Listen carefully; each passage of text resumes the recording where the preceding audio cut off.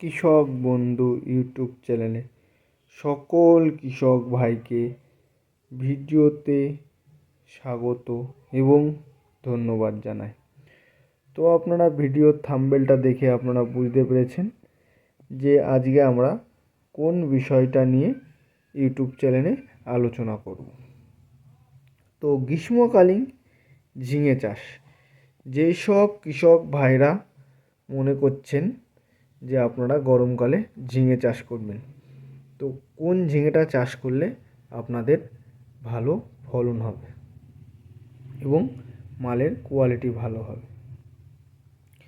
তো কৃষক ভাইদের বলবো, আপনারা অন্য যেসব জাতের ঝিঙে বিগত দিন চাষ করেছেন সেই সব ঝিঙে বাদ রেখে এবছর অন্নপূর্ণা সিড থেকে এই রাধিকা ঝিঙে চাষ করুন।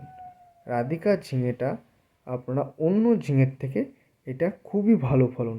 তো যেসব চাষি ভাই ঝিঙে চাষ করবেন বলে ইচ্ছুক, তো অবশ্যই আপনারা রাধিকা ঝিঙেটা চাষ করুন।